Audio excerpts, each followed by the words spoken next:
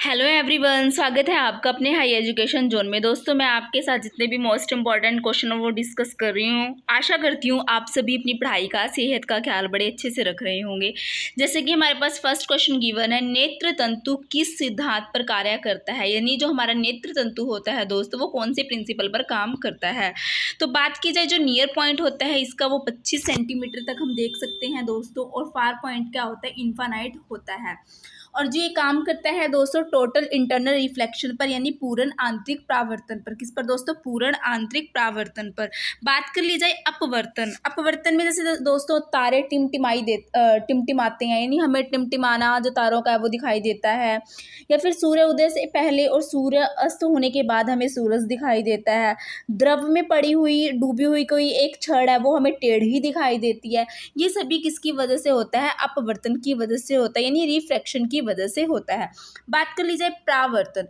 जो हमारा दोस्तों परावर्तन होता है, मतलब परावर्तन रिफ्लेक्शन मिरर के भी दो एग्जाम्पल होते हैं। एक होता है कनकेव, एक होता है कन्वेक्स। जो कनकेव होता है यानी शेविंग में हम यूज़ करते हैं, टीवी डिश एंटीना में यूज़ करते हैं, डेंटिस्ट में यूज़ करते हैं, यानी जो भी छोटी चीज़ों को बड़ा करके दिखाई दे वो हमारा कनकेव मिरर होता है। बात की जाए कन्वेक्स की, जितने भी हमारे ट्रांसपोर्टेशन के जितने भी व्हीकल्स होते हैं दोस्तों, उनमें सब में कन्वेक्स लगा होता है। बात कर ली जाए टोटल इंटरनल रिफ्लेक्शन, यानी हीरे का चमकना, रेगिस्तान में मरीचिका और कांच में कोई भी दरार आ जाती है उसका चमकना, वो सभी के सभी पूर्ण आंतरिक परावर्तन के ही बेस पर काम करते हैं। तो इसका जो राइट आंसर हो जाएगा वो दोस्तों हमारा क्या होगा, पूर्ण आंतरिक परावर्तन। क्रोनोमीटर का प्रयोग किया जाता है दोस्तों। जलयानों में हम क्या करते हैं, क्रोनोमीटर का प्रयोग करते हैं दोस्तों। ट्रिप्सिन क्या है दोस्तों, जो ट्रिप्सिन होता है ये कहाँ पे होता है, पेनक्रियाज में होता है, यानी कहाँ पे, अग्नाशय में होता है। ट्रिप्सिन का काम क्या होता है, ये प्रोटीन को क्या करता है, डाइजेस्ट करता है। ये प्रोटीन को क्या करता है, डाइजेस्ट करता है। और जो लाइपेज होता है दोस्तों, ये भी कहाँ पे होता है, ये भी अग्नाशय में होता है, यानी पेनक्रियाज में होता है। ये भी क्या करता है, फैट को क्या करता है, डाइजेस्ट करता है। ये क्या करता है, फैट को डाइजेस्ट करता है। बात कर ली जाए जो हमारे दोस्तों लार होती है हमारी, उसमें भी कितने एंजाइम होते हैं, 2 एंजाइम होते हैं। एक होता है टाइलिन, एक होता है माल्टोज। जो टाइलिन होता है दोस्तों वो क्या करता है, कार्बोहाइड्रेट्स को पाचन में हेल्प करता है, यानी कार्बोहाइड्रेट्स के पाचन में क्या करता है, सहायता करता है। और माल्टोज क्या शुगर के रूप में होती है। तो ट्रिप्सिन हमारा दोस्तों ये क्या है, एंजाइम है। क्या है दोस्तों, एंजाइम। इसका जो राइट आंसर हो जाएगा वो ऑप्शन ए हो जाएगा। हमारे शरीर के किस अंग में एंटीबॉडी बनते हैं दोस्तों। तो बात कर ली जाए जो एंटीबॉडी होते हैं, एक एंटीजन होते हैं और एंटीबॉडी, ये कहाँ पर बनते हैं दोस्तों। तो ये बनता है, जो एंटीबॉडी बनते हैं सफेद रक्त कोशिकाएं, यानी WBC में बनती हैं दोस्तों। बात कर लीजिए RBC और जो WBC होती हैं दोस्तों, ये कहाँ पर बनते हैं, ये अस्थि मज्जा में बनती हैं। और ये नष्ट, इनकी मृत्यु कहाँ पे होती है दोस्तों, ये प्लीहा में होती है।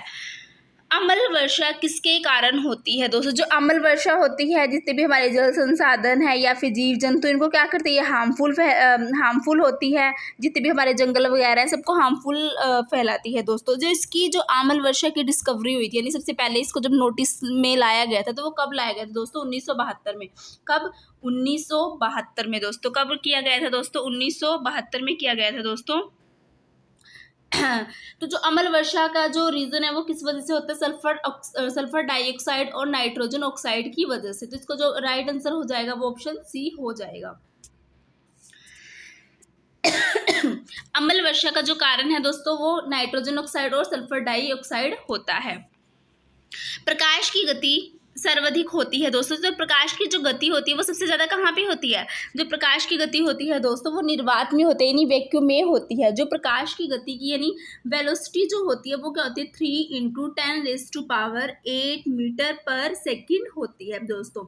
यानी हम प्रकाश की सहायता से, प्रकाश एक मीडियम है, एक माध्यम है जिसके द्वारा हम क्या करते हैं, वस्तुओं को देख पाते हैं। प्रकाश किससे मिलकर बनता है दोस्तों, फोटोन से मिलकर बनता है। तो इसका जो राइट आंसर हो जाएगा वो ऑप्शन बी होगा। क्या होगा दोस्तों, राइट आंसर ऑप्शन बी होगा। शारीरिक संतुलन हेतु मस्तिष्क का कौन सा भाग उत्तरदायी होता है दोस्तों। जो हमारे शरीर का बैलेंस बना के रखता है, यानी मेंटेन करके रखता है, तो मस्तिष्क का वो कौन सा भाग है दोस्तों, वो है सेरिबेलम। क्या है दोस्तों, सेरिबेलम। बात की जाए सेरिब्रम की, सेरिब्रम क्या करता है दोस्तों, बुद्धिमत यानी स्मृति, हमारी इच्छा शक्ति होती है, जो भी हमारी इंटेलिजेंसी होती है, सोचने की क्षमता, वो सारे के सारे काम कौन करता है, सेरिब्रम करता है दोस्तों। और मेडुला जो होता है वो पीछे का भाग होता है मस्तिष्क का, ये क्या करता है, जो हमारी हार्ट बीट होती है और श्वसन का जो नियंत्रण नियंत्रण, ये सब मेडुला करता है दोस्तों। और बात कर लीजिए जो हमारा मस्तिष्क है दोस्तों, उसका जो वेट होता है वो कितना होता है, 1400 ग्राम होता है। कितना होता है दोस्तों, 1400 ग्राम। मनुष्य के मूत्र का पीएच मान कितना होता है दोस्तों, तो जो मनुष्य का मूत्र होता है इसका जो पीएच मान होता है वो कितना होता है, 6 होता है दोस्तों। क्योंकि जो प्रोटीन है, प्रोटीन से मिलकर क्या बनते हैं, नाइट्रोजन, नाइट्रोजन से वाटर मिलकर क्या बनता है, अमोनिया बनाता है दोस्तों। क्या बनाता है, अमोनिया, और अमोनिया से यूरिक एसिड बनता है दोस्तों। बात कर लीजिए जो दोस्तों मूत्र होता है, इसमें मतलब 95% क्या होता है, वाटर होता है। 95% हमारा वाटर होता है, 2% क्या होता है, नमक होता है, 2.7% हमारा यूरिया होता है, और 0.3 हमारे यूरिक एसिड होता है दोस्तों। बात कर ली जाए दोस्तों, इसका जो रंग है वो येलो क्यों होता है, कलर येलो क्यों होता है दोस्तों, तो एक पिगमेंट होता है, उस पिगमेंट का नाम जो होता है यूरोक्रोम। क्या होता है दोस्तों, यूरोक्रोम। तो यूरोक्रोम की वजह से मूत्र का क्या कलर होता है दोस्तों, पीला होता है। तो जो राइट आंसर हो जाएगा वो क्या हो जाएगा, ऑप्शन बी, यानी 6। ऊर्जा का पिरामिड जो होता है दोस्तों वो क्या होता है, ऊर्जा का जो पिरामिड होता है दोस्तों वो सीधा होता है। तत्वों के रासायनिक गुण किस पर निर्भर करते हैं, जो केमिकल प्रॉपर्टीज होते हैं वो किस पर डिपेंड करती है, परमाणु संख्या पर। किस पर डिपेंड करती हैं, परमाणु संख्या पर। थ्योरी ऑफ जिंपिंग, जीन्स के प्रतिपादक, यानी डीएनए के अंदर क्या होता है, जीन्स होता है, और जीन में क्या होता है, म्यूटेशन, सेल्स के आकार बदलते रहना, फेरबदल इनमें होता ही रहता है।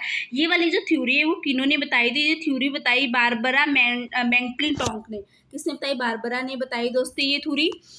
लेंस एवं प्रिज्म के निर्माण में कौन सा कांच यूज होता है दोस्तों, तो बात कर लीजिए जो लेंस में और प्रिज्म में हम फ्लिंट कांच का यूज करते हैं, और कहाँ पे करते हैं दोस्तों, जैसे कैमरा हो गया, दूरबीन के जो लेंसेज हो गए, विद्युत बल्ब हो गया, उसमें हम किसका, फ्लिंट का लेंस का यूज करते हैं, मतलब इस कांच का यूज करते हैं दोस्तों। बात कर लीजिए पायरेक्स की, जितने भी हमारे प्रयोगशाला में जितने भी उपकरण होते हैं ना दोस्तों वो पायरेक्स के बने होते हैं। ये सोडियम सिलिकेट और बेरियम सिलिकेट का बना होता है। तो राइट आंसर हो जाएगा ऑप्शन सी। जाड़े के दिनों में पेंडुलम की घड़ी हो जाती है दोस्तों, तो जो जाड़ों के दिनों में तो दोस्तों पेंडुलम की जो घड़ी होती है वो कैसी हो जाती है, यानी जो पेंडुलम है वो किसका मिलकर बना होता है, धातु का मिलकर बना होता है। यानी जब गर्मी होती है तो धातु क्या होती है, पिघल जाती है, जिससे क्या हो जाता है दोस्तों, जो पेंडुलम का आकार है वो बढ़ जाता है, और साथ ही साथ इसका जो आवर्तकाल है, टाइम, वो भी बढ़ जाता है, और ये क्या हो जाता है, सुस्त पड़ जाती है। लेकिन जाड़े के दिनों में ऐसा नहीं होता, तो इसलिए जो घड़ी की स्पीड होती है वो क्या हो जाती है, तेज़ हो जाती है। क्या हो जाती है दोस्तों, तेज़ हो जाती है, और गर्मियों में सुस्त पड़ जाती है। क्रोमोजोम शब्द सर्वप्रथम किसने दिया था दोस्तों, बात कर लीजिए क्रोमोजोम। क्रोमोजोम में क्या होता है दोस्तों, जीन होते हैं जो जेनेटिक मटेरियल की इन्फॉर्मेशन देते हैं हमें, किसकी, जेनेटिक्स की इन्फॉर्मेशन देते हैं। तो दोस्तों जो इसकी जो डिस्कवरी की गई थी वो किसने बताया था, मतलब इस शब्द का सबसे पहले किसने बताया, वोल्टेयर ने बताया था। वोल्टेयर ने कब बताया था, 1888 में। कब बताया दोस्तों, 1888 में बताया था दोस्तों। और जो क्रोमोजोम की जो संख्या होती है वो कितनी होती है, 23 पेयर्स होते हैं दोस्तों। 22 सभी के सेम होते हैं, बिकॉज ये क्या करते हैं, हमारी बॉडी की ग्रोथ में हेल्प करते हैं। जो 23 वाला होता है वो डिफरेंट होता है। गर्ल्स में क्या होता है, एक्सेस होता है, और बॉयज़ में XY होता है, और गर्ल्स में क्या होता है, XX पाया जाता है। साबुन के बुलबुले को आवेशित किया जाए तो उसकी आवृत्ति कैसी होगी दोस्तों, जो साबुन का बुलबुला होता है दोस्तों, इसका जो अंदर आंतरिक जो इसका दाब होता है, जो आंतरिक प्रेशर होता है वो अधिक होता है, किससे, जो वायुमंडलीय दाब यानी बाहर वाले वायुमंडलीय दाब से ये अधिक होता है, जिसके कारण क्या होता है, जो विद्युत दाब है बाहर की ओर मतलब बाहर की ओर जाता है, जिसकी वजह से क्या होता है, आवृत्ति बढ़ जाती है। तो इसका जो राइट आंसर हो जाएगा ऑप्शन ए हो जाएगा, क्या होगा, आवृत्ति बढ़ेगी। मानव त्वचा का रंग किस वर्ण के कारण होता है, तो मेलानिन की वजह से मानव त्वचा का रंग होता है दोस्तों। जानवरों में भी ये पाया जाता है, इसको जो राइट आंसर हो जाएगा मेलानिन हो जाएगा दोस्तों। ऊष्मा का सर्वोत्तम चालक होता है दोस्तों, ऊष्मा का जो सर्वोत्तम चालक होता है वो पारा होता है, क्योंकि जो पारा है ना दोस्तों ये एक धातु भी और एक लिक्विड स्टेट में पाई जाती है। किसमें, लिक्विड में पाई जाती है, यानी हमारे तरल अवस्था में पाई जाती है। और साथ ही साथ जो पानी के अंदर बहुत ज़्यादा पारा हो जाए तो क्या हो जाता है, मिनी माता का रोग हो जाता है। क्या हो जाता है, मिनी माता का रोग हो जाता है। कैमरे की दीवार पर कौन सा लेंस होता है, तो उभयतल लेंस होता है। कैमरे की दीवार पर कौन सा लेंस होता है, उभयतल लेंस होता है दोस्तों। एटीपी का निर्माण होता है। एटीपी की बात कर ली जाए तो एटीपी की जो फुल फॉर्म होती है एडिनोसिन ट्राइफॉस्फेट, क्या होती है दोस्तों, एडिनोसिन ट्राइफॉस्फेट होती है दोस्तों। ये कहाँ पे होती है, माइटोकॉन्ड्रिया में होती है। माइटोकॉन्ड्रिया क्या होता है दोस्तों, एनर्जी करेंसी का एक सेल है दोस्तों। ये क्या करता है, जितनी भी हमारी कोशिकाएं होती हैं सभी को एनर्जी प्रोवाइड करता है, यानी ऊर्जा पहुंचाता है दोस्तों। तो इसका राइट आंसर हो जाएगा ऑप्शन बी। क्या होगा दोस्तों, ऑप्शन बी। जब बर्फ पानी में तैरती है तो उसका आयतन कितना हिस्सा पानी के ऊपर आ जाता है। जो बर्फ का जो आयतन है दोस्तों वो कितना बढ़ जाता है, 1/10 भाग क्या हो जाता है, 1/10। त्वचा का मुख्य संगठक है दोस्तों, जो त्वचा होती है हमारी, इसका सबसे ज्यादा इसमें क्या होता है, कोलेजन। क्या होता है दोस्तों, कोलेजन। जो कोलेजन होता है नहीं, रक्त को छोड़कर जितनी भी हमारी संयोजक ऊतक होती है उनमें क्या होता है, जो कोशिकाओं की संरचनात्मक प्रोटीन होता है वो तंतु स्रावित करता है। कौन करता है, तंतु स्रावित करता है। और कोलेजन का जो नाम होता है दोस्तों, दूसरे कोलेजन का एक और नाम है जिसको हम क्या बोलते हैं, इलास्टिन बोलते हैं। क्या बोलते हैं दोस्तों, इलास्टिन बोलते हैं। क्या, इलास्टिन। तो राइट आंसर हो जाएगा ऑप्शन ए। लेंस को रगड़ने से उसकी फोकस दूरी क्या हो जाती है, बढ़ जाती है। लेंस को रगड़ने से उसकी जो फोकस दूरी होती है वो क्या हो जाती है दोस्तों, बढ़ जाती है। विद्युत बल्लभ धारा के किस सिद्धांत पर कार्य करता है, जो विद्युत बल्लभ है उसमें जो मतलब करंट फ्लो करता है वो किस वजह से होता है दोस्तों, केमिकल रिएक्शन की वजह से, यानी रासायनिक प्रभाव की वजह से होता है। केमिकल प्रभाव की वजह से होता है दोस्तों। बात कर ली जाए इसमें दो गैस कौन सी यूज होती है, एक तो होती है आर्गोन और एक नियोन। कौन सी गैसेज यूज होती है दोस्तों, आर्गोन और नियोन गैसें यूज होती हैं। बल्लभ का जो फिलामेंट टंगस्टन होता है वो मतलब क्यों होता है दोस्तों, हम फिलामेंट मतलब बल्लभ का यही टंगस्टन ही यूज क्यों करते हैं दोस्तों, क्योंकि इसका जो द्वनांक है वो क्या होता है दोस्तों, उच्च होता है। ठीक है, यानी इसका जो गलनांक पॉइंट है वो कितना होता है, सबसे ज्यादा होता है दोस्तों, 3140 होता है। इस वजह से हम फिलामेंट टंगस्टन की ही यूज करते हैं। कुष्ठ रोग की जीवाणुओं की खोज किसने की थी, जो कुष्ठ रोग है दोस्तों उसकी जो जीवाणुओं की खोज किसने की थी, हेंसन ने की थी। किसने की थी, हेंसन ने। और विटामिन की, फंक ने। विटामिन की किसने की, फंक्स ने। अपमार्जक मिलाने पर पानी के पृष्ठ तनाव पर क्या प्रभाव पड़ता है दोस्तों, जो पानी का पृष्ठ तनाव होता है वो क्या हो जाता है, घटने लगता है। क्या है दोस्तों, घटने लगता है। उदासीन घोल का पीएच मान होता है दोस्तों, जो उदासीन घोल होता है वो कितना होता है, 7 होता है दोस्तों। बात कर लीजिए जो 7 से कम होते हैं, यानी जो 7 से कम होते हैं दोस्तों, जो हमारे 7 से कम होते हैं वो अम्ल होते हैं, और जो 7 से क्या हो, ग्रेटर मतलब 7 से ज़्यादा हो वो हमारे क्या होते हैं, क्षारीय होते। क्या होते हैं दोस्तों, क्षारीय होते हैं। बात कर ली जाए, कई बार पूछ लिया जाता है एग्जाम में, जो अम्लीय वर्षा है, अम्लीय वर्षा होती है दोस्तों, एसिड रेन हो जो होती है, तो उसका जो पीएच मान होता है वो कितना होता है, वो कितना होता है, 5.6। कितना होता है, 5.6। ब्लड का कितना होता है, 7.4। ब्लड का 7.4। बात कर ली जाए हमारे लार की, तो इसमें कितना होता है, 6.5 होता है दोस्तों। और नींबू का कितना होता है, 2.2 होता है दोस्तों। क्या होता है, 2.2 होता है, इसलिए क्या होता है, एसिड होता है, ये अम्लीय होता है। तो राइट आंसर क्या हो जाएगा दोस्तों, इसका ऑप्शन ए हो जाएगा। क्या हो जाएगा, ए। विद्युत ऊर्जा का मात्रक होता है दोस्तों, यानी जो हमारी विद्युत ऊर्जा है उसका जो मात्रक है दोस्तों, वैसे तो क्या होता है, जूल होता है। क्या होता है, जूल होता है। लेकिन अगर बात कर ले इसकी कॉमर्शियल यूनिट की, तो क्या होगी, किलोवाट पर घंटा। क्या होगी दोस्तों, किलोवाट पर घंटा। लेकिन इसको हम किस में भी मापते हैं, जूल में भी मापते हैं। प्रोटीन की इकाई है दोस्तों, जो प्रोटीन की इकाई है वो क्या है दोस्तों, देखो जी ये किससे मिलके बनता है, अमीनो अम्ल से मिलके बनता है। अमीनो अम्ल टोटल कितने होते हैं, 20 होते हैं। आवश्यक कितने होते हैं, जो आवश्यक होते हैं 10 दोस्तों, वो फूड के द्वारा मिलते हैं। किसके थ्रू मिलते हैं, फूड के द्वारा। जो अनावश्यक हैं, जो जरूरी नहीं है, वो बॉडी खुद बनाती है। जो बॉडी खुद बनाती है वो नाइट्रोजन को बनाती है। बॉडी किसको बनाती है, नाइट्रोजन को बनाती है। ये वेरी एसेंशियल है दोस्तों। और जो फूड के द्वारा बनते हैं, एक तो कार्बन बनता है, एक हाइड्रोजन बनता है और एक ऑक्सीजन बनता है। दोनों में क्या होते हैं, यानी आवश्यक और अनावश्यक दोनों में 10-10 होते हैं। टोटल कितने होते हैं, 20। तो इसको जो राइट आंसर हो जाएगा वो हो जाएगा एमिनो अम्ल। निम्नलिखित में से किससे फिलोस्फर ऊन कहा जाता है, जो फिलोस्फर ऊन है वो क्या है, जिंक ऑक्साइड है दोस्तों। क्या है, जिंक ऑक्साइड। तो जिंक ऑक्साइड का हम कहाँ पर यूज करते हैं दोस्तों, मलहम बनाने में भी हम क्या यूज करते हैं, जिंक ऑक्साइड का यूज करते हैं। धातु के तार में विद्युत प्रभाव किसके कारण होता है दोस्तों, जो धातु की तार होती है उसमें जो प्रभाव होता है, जो इलेक्ट्रिसिटी पास होती है वो किसके थ्रू होती है, तो वो होती है दोस्तों इलेक्ट्रॉन के थ्रू। किसके दोस्तों, इलेक्ट्रॉन। इलेक्ट्रॉन की डिस्कवरी किसने की थी, जे थॉमसन ने की थी। कब की थी, 1897 में की थी। जो दोस्तों इसका मास होता है कितना होता है, 9.1 × 10⁻³ kg होता है दोस्तों। बात कर ली जाए यूनिवर्स में सबसे स्मॉलेस्ट पार्टिकल जो होता है वो क्या होता है, इलेक्ट्रॉन। क्या होता है दोस्तों, इलेक्ट्रॉन। किन्विन प्रक्रिया है दोस्तों। देखो दोस्तों, जो एरोबिक श्वसन होता है हमारा, एरोबिक में क्या होता है, एयर मतलब जो ऑक्सीजन है वो प्रेजेंट होती है, और एनारोबिक में क्या होता है, मतलब ऑक्सीजन अनुपस्थित होती है, नहीं प्रेजेंट होती है, यानी अनुपस्थित मतलब अब्सेंट होती है ऑक्सीजन। तो दोस्तों जो ऑक्सीजन नहीं होती, तो जैसे हमारी मांसपेशियों में कौन सा एसिड बनता है, लैक्टिक एसिड बनता है। कौन से हमारे मांसपेशियों में, यानी जब ऑक्सीजन नहीं होती और जब हम जैसे रनिंग वगैरह करते हैं, जिम वगैरह करते हैं, तब हमारी बॉडी में एक एसिड बनता है, उसको हम लैक्टिक एसिड बोलते हैं दोस्तों। और जैसे हमारे लैक्टिक जो ईस्ट हो गए, जो जीवाणु हो गए, तो ये क्या बनाते हैं दोस्तों, इथाइल अल्कोहल बनाते हैं। क्या बनाते हैं दोस्तों, इथाइल अल्कोहल बनाते हैं दोस्तों। और दोस्तों जो अंकुरित बीज वगैरह होते हैं, इनमें भी थोड़े समय के लिए क्या होती है, थोड़े समय के लिए ये भी एनबोरिक श्वसन लेते हैं दोस्तों। जो किन्विन की प्रक्रिया होती है, इसमें भी क्या होता है, एनबोरिक श्वसन होता है। क्या होता है दोस्तों, एनबोरिक श्वसन होता है। तो इसका राइट आंसर हो जाएगा बी, यानी इसमें क्या, ऑक्सीजन की प्रेजेंस नहीं होती। प्रकाश के वेग में सबसे पहले किसने मापा है, यानी प्रकाश के वेग को सबसे पहले किसने मापा है, तो रोमर ने। किसने मापा है, रोमर ने। चलो आपके लिए एक क्वेश्चन है, जो आइंस्टीन थे उन्होंने क्या किया था और न्यूटन ने क्या किया था, किस चीज़ की डिस्कवरी आइंस्टीन जी ने और न्यूटन जी ने की थी, ये आप कॉमेंट बॉक्स में लिख के बताएं हमें। सोडा लाइम का प्रयोग किया जाता है दोस्तों। तो सोडा लाइम का प्रयोग किया जाता है, वो किसके लिए किया जाता है, शुष्क कारक के रूप में हम किसका यूज करते हैं, सोडा लाइम का यूज करते हैं। वायुमंडल में पैराबैंगनी किरणों द्वारा अवशोषित किया जाता है दोस्तों।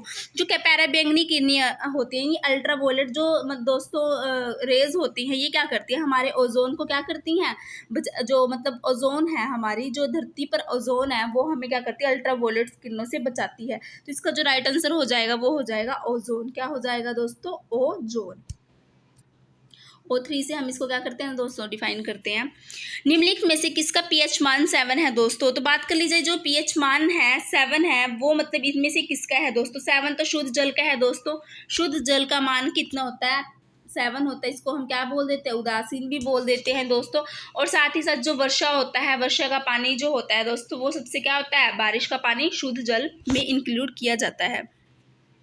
हीमोग्लोबिन लाल रक्त कणिकाओं के अंदर का जो प्रोटीन है वो वहन करता है। तो जो दोस्तों हीमोग्लोबिन होता है, यानी हीमोग्लोबिन के अंदर क्या होता है, ऑक्सीजन होती है। ऑक्सीजन की वजह से ही खून का क्या हो जाता है, रंग लाल भी हो जाता है। और ऑक्सीजन की कमी से क्या हो जाता है, जो ऑक्सीजन अगर नहीं मिलेगी तो क्या हो जाएगा, हीमोग्लोबिन कम हो जाता है।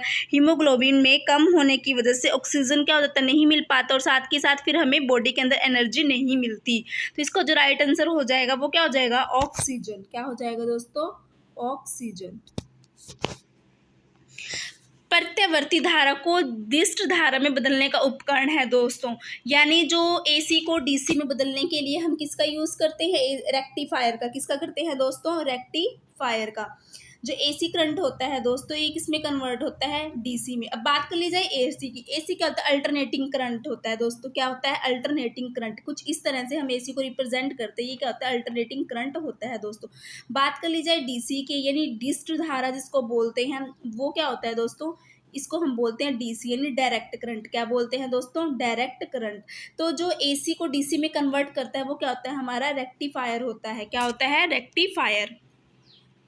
कौन सा एंजाइम पेट में प्रोटीन को पचाता है दोस्तों। जो मतलब कौन सा ऐसा एंजाइम है जो हमारे क्या करता है, प्रोटीन को पचाता है। तो इसका यह है पित्त का एक प्रधान अंश। तो क्या करता है, जो हमारे एंजाइम को प्रोटीन में पचाता है वो क्या करता है, पित्त का एक प्रधान अंश है, जो हमारे एंजाइम को क्या करता है, प्रोटीन में पचाता है।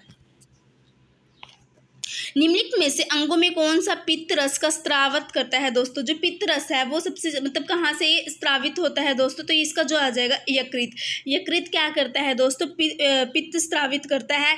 यानी इसके अंदर क्या होता है, जो बाइल जूस होता है दोस्तों, यकृत से निकलने वाले जो भी जूस होगा वो बाइल जूस में जाकर क्या हो जाता है, जमा हो जाता है। बिलरुबिन नाम का एक पदार्थ होता है। यानी जो बिलरुबिन बढ़ने से क्या होगा दोस्तों, बिलरुबिन बढ़ने से पीलिया हो जाता है दोस्तों, यानी यकृत की प्रॉब्लम हो जाती है। तो इसका जो राइट आंसर हो जाएगा ऑप्शन ए हो जाएगा। क्या होगा, ऑप्शन ए।